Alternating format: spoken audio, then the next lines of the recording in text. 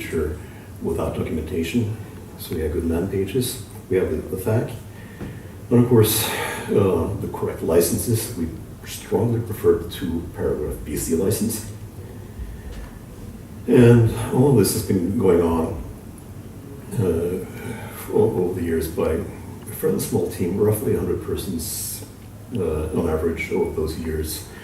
Total, something like, I think it's close to 400 people have been involved with commit rights. And of course, coordinated by Canadian in Canada. So, well, US restrictions do not really apply. And one fairly important feature is that we have a, like clockwork, 6-month release cycle. Most recent was OpenBSD 6.9 in May. We're now exactly 1 month away from OpenBSD 7, which is, this is not a new major release, just a 6-month release. We do not do like major minor, it's just the counter, 0.1 every 6 months. And yeah. So why would you want to use OpenBSD? Well, first of all, it's a Unix, a real Unix. You don't have to do things like the ever-bloating systemd. It comes with a fairly uncluttered base system. It's still under a gig total and includes all your basic developer tools. A default install, unless you explicitly say you want to run SSHD, there are no listening services at all. It comes, well, as I said, with a fairly full-featured base system, so you have things like editors and your basic development tools in base, even including Perl. And of course, we have those 14 platforms, so you can run a lot of strange things. VAX is that, by the way. And again, uncluttered, so everything that's not comes in base.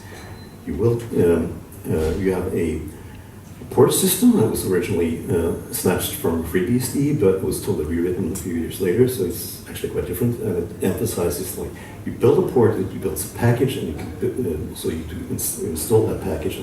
And for every release, we build all the packages so you can just install them off your most convenient mirror.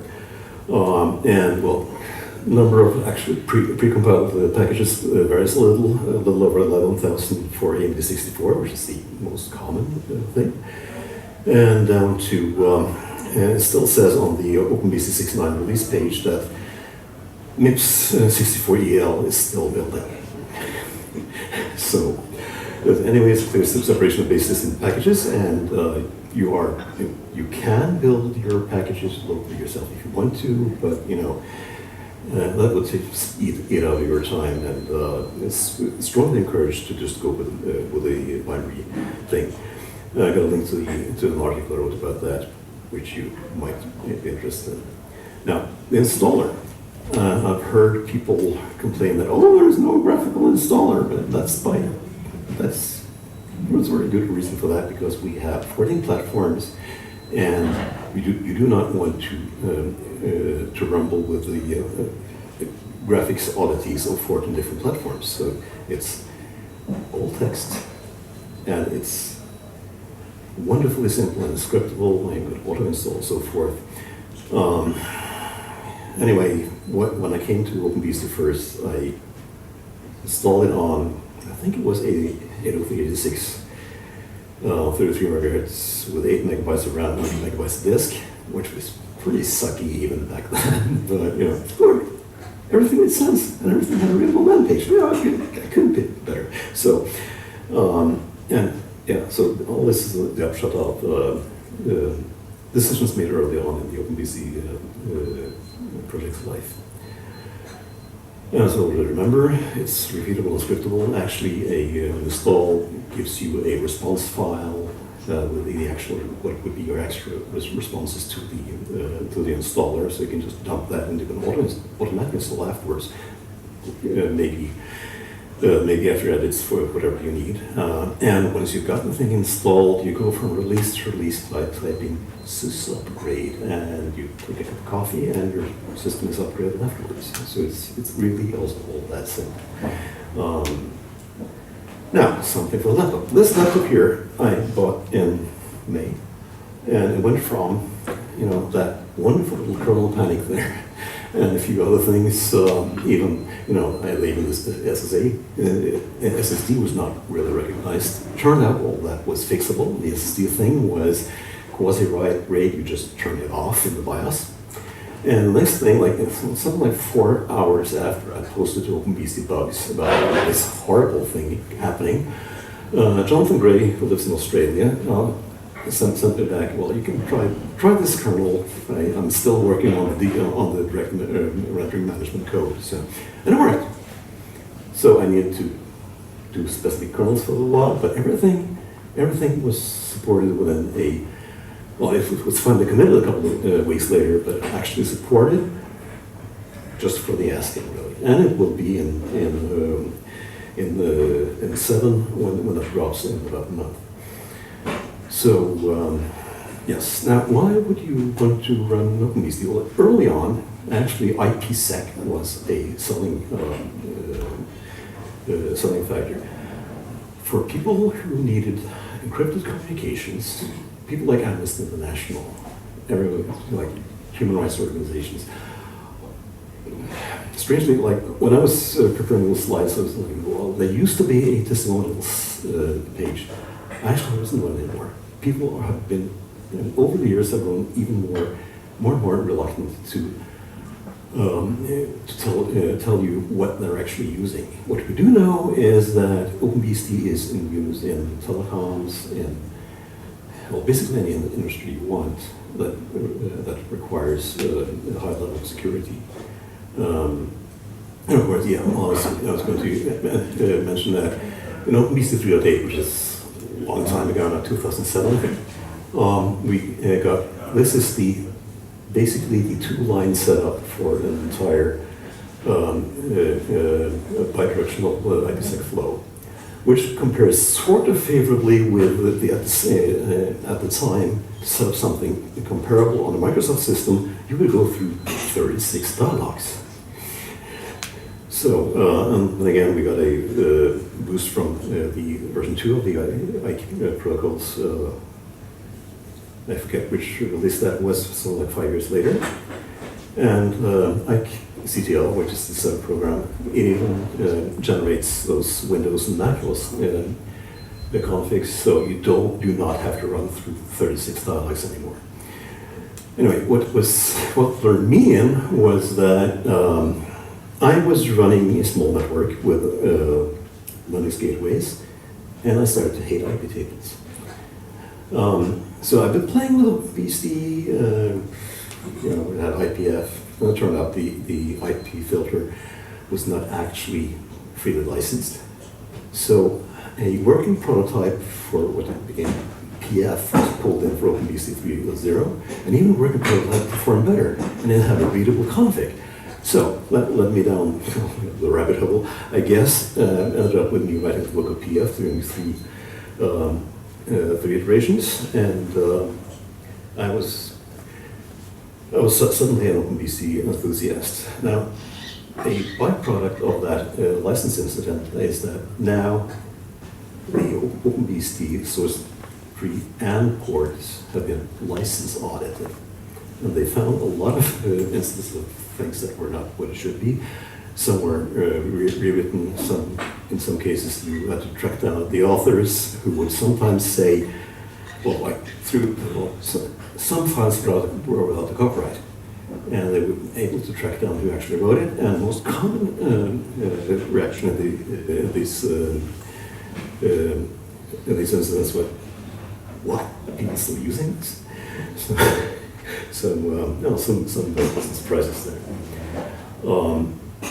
Again, PF was replaced because it had an unsavory license. But it was not the first time that the OpenBSD project had performed a non-librectomy, the extension of non-free code. OpenSSH was the first. SSH was originally written for free license. Then the guy who wrote it wanted to make it commercial, so he changed the license. the team went back to, okay, this one's free, and then we added features back, and famously, via having a portable version, OpenSSH now has something like 90%, 97% market share. And it also led to things like we removed telnet because we did not want unencrypted logins for OpenBSD 3.8, which would be, yeah, a long time ago. OpenSSH was also the first daemon that we wrote into being privilege separated, like the daemon only runs with high privileges for things like binding to a low port, and then yields back. So again, less exploitable. And yes, that package folder. It's probably partly my fault that people think that OpenBSD is only good for firewalls, because that, well, the book's sold really well, and well, it's good. Like, yeah, well, it's a lot of useful things. But the thing is, it's running an OpenBSD firewall is opens you up for so much fun. So there's a few things I want to mention. Like, we've been beating up spammers with Spamd. Like, the original Spamd was basically just suck in your blacklist, and you answer 1 byte per second until they give up. Oh, that was nice. I just, well, having that in front of my mail server, well, I keep like turning it on. A couple of minutes later, you know, the fan noise went down. Now, next thing was we got gray listing, like telling you, like, if you haven't sent mail to me before, well, I'll tell you just, oh, sorry, temporary, go away, and the good ones come back. Which works. Again, less fan noise. And the fun thing was what turned up a couple of releases later, gray trapping, which essentially is when a gray listed host tries to deliver to an address in your domains which you've marked as being bad, well, that enters that sending IP is put on the blacklist and gets started at 1 byte per second until we give up. And I started just looking at whatever, well, we got a lot of bounces for non-existent addresses, so I just put a few hundred of those in those lists and, well, let it go away. But then again, they keep coming, and in 2007, I started publishing both my list of spam traps and the list of trapped IP addresses. And I'm still doing that after all these years now. The number of trapped addresses varies wildly from anything like the current 1,500 up to, I think, about 100,000 at one point. And my number of spam traps is now almost the number of people in Belgium, like only 272,000, I think, but it's like after some years, it's absurd. It's almost like it's a found object art project.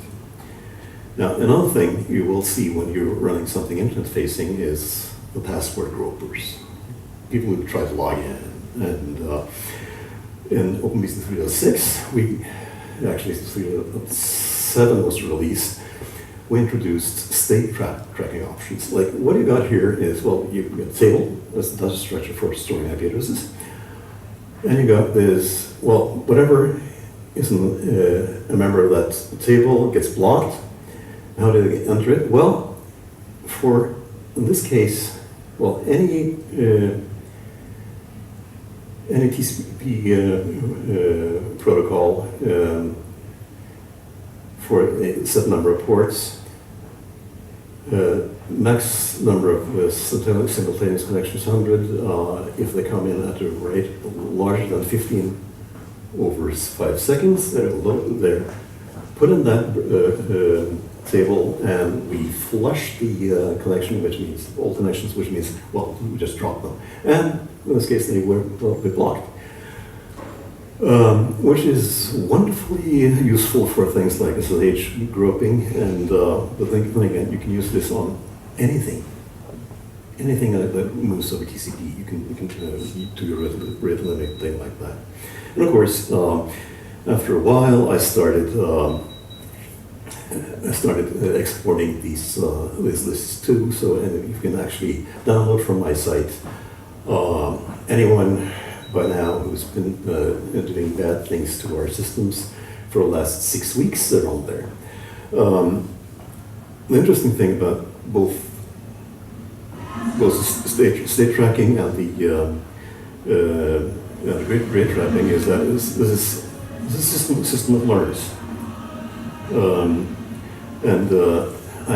I'm sort of amazed that none of the other players have picked up on this because it's so buzzword. It's amazing.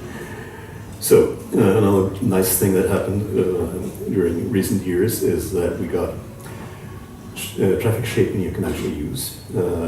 OpenBSD, like the other BSDs, had alt-Q in it, which was an experiment. It was experimental code for 15 years. And the syntax that only mother could laugh about. So Henning Brauer pulled all that out and put in the one base algorithm, the hierarchical service curve.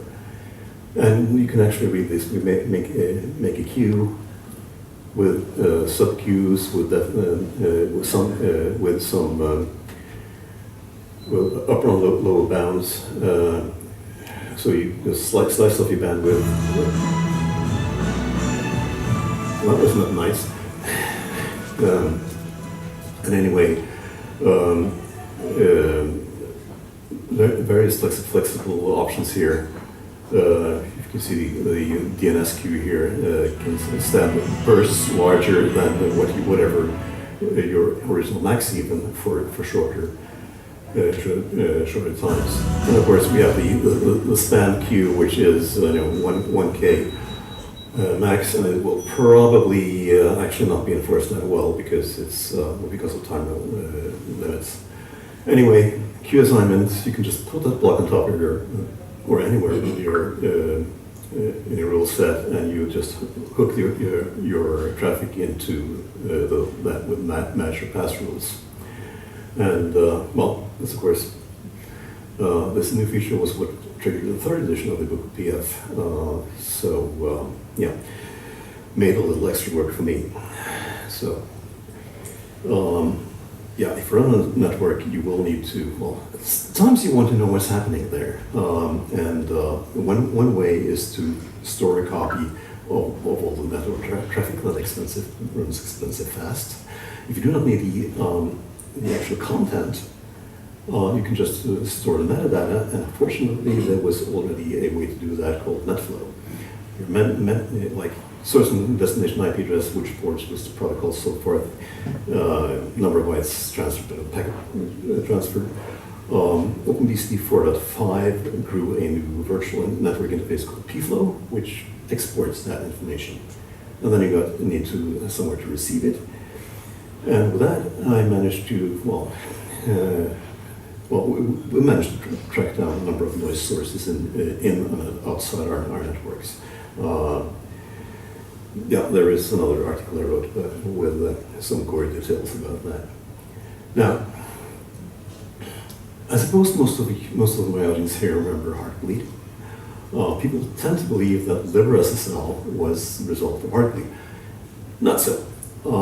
Thing was that at that time I had been observing OpenBSD developers for more than 10 years and everything. Every time OpenSSL came up, they would say things like, well, I tried looking at the code. It made me physically ill. I need to turn back, and I just need a lot of beer afterwards. After a while, people have been hardened to a thing like bleeding ice and so forth. We just needed to do something.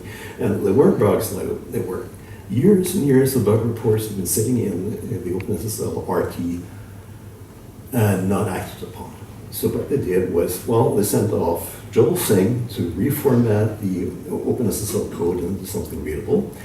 And 4.5 developers started diving in, looking at all those bug reports. So we fixed those bug reports, and I would recommend looking at Bob Beck's OpenBSD can talk the first 30 days in LibreSSL because it has really graphic descriptions of what the code looked like. And it describes the general direction of the code rejigging. And you know, one of the really selling point here was, well, one thing, they never ever deleted code from the project. So they had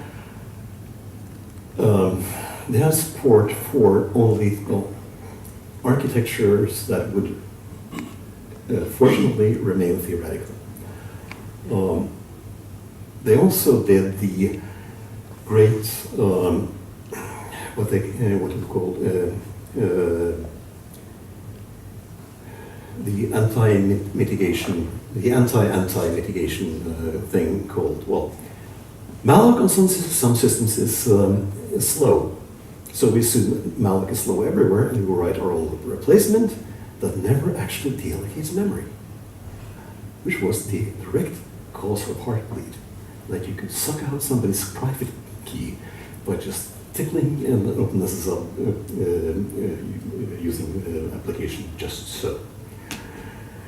And of course, like what Bob Beck talks a lot about, it was written in a dialect of C that is like nothing else and should be avoided.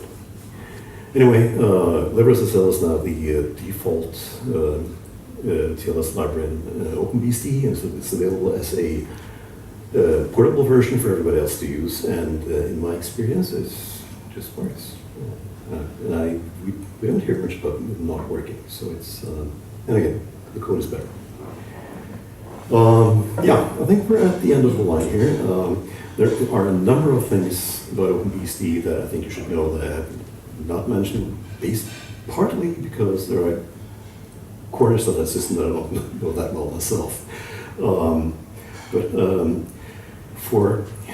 What I would say is basically go to the OpenBSD site, start reading. The innovations page is quite enlightening. And if you want something to read up on, I have a few suggestions here. Of course, for your donation needs, the donation page in OpenBSD org is the OpenBSD Foundation if you want to talk to a Canadian nonprofit. Now, if there are any questions, I'll be happy to entertain them.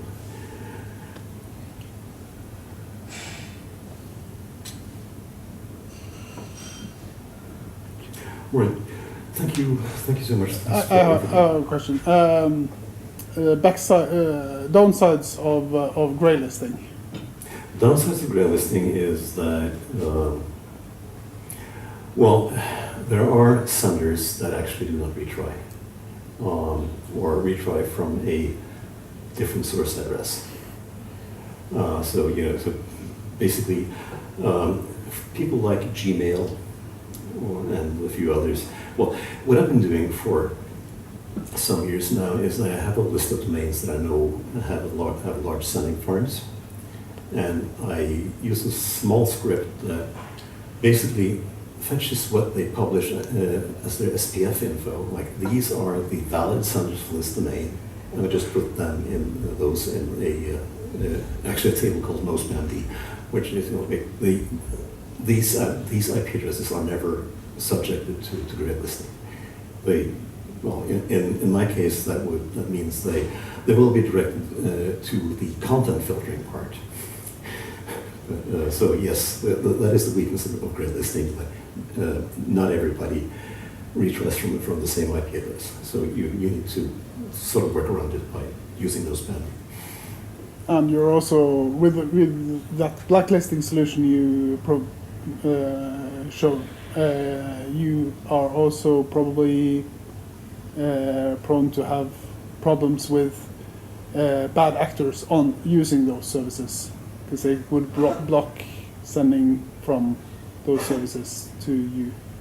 Yeah. Well, the list is available to everyone, and I think I have some that Microsoft pulled in my list of spam traps because it's really useful. Really useful filter on that as senders. Like, anybody who tries to send with one of those 270,000 known bad addresses as the from address, well, you can throw it away. So data mining for a lot of reasons. Yep. What about the ports tree? You said it originated from FreeBSD and then was rewritten, but what about the number of ports? Is the number of ports for OpenBSD is likely smaller than FreeBSD. I think FreeBSD has something like 20,000. Okay, so and we read something like 13,000. There are some ports. Some ports cannot be packaged due to licensing restrictions, so the number of packages actually built for each release is lower than the number of ports available. Okay, so all packages or ports in OpenBSD have to be compliant. Well, to be pre-built and redistributed as packages, they need to comply to, well, basically we need to watch what the license allows. Mm-hmm. And there were things like, way back in the day, the Opera browser, and a few others where to actually run Opera on OpenBSD, you would need to you would fetch a binary and you would need to say, yes, I agree to this license, and then the port would do everything else for you, because what we fetched was a Linux binary and the emulation layer around it. That is no longer possible on OpenBSD because support for foreign binaries that just disappeared at some point.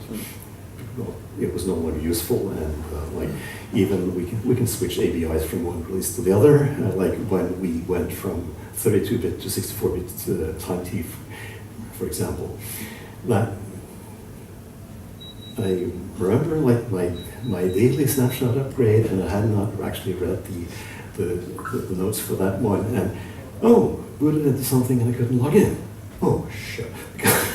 Basically, the password database had shifted slightly, and there was a way out of that, but for people going from release to release, you won't know the difference anyway. So, but anyways, it's a really good, it's a good indicator that well, commercial software is basically non-existent in OpenBSD for those reasons. But we do whatever way we can to support as much open source software as possible, and make it convenient for a user to just install the binary packages. So, now, I will probably be posting this the full text, which is a little fuller than what I actually said, as an article somewhere on my blog after this talk is complete. So thank you for being here. Thanks.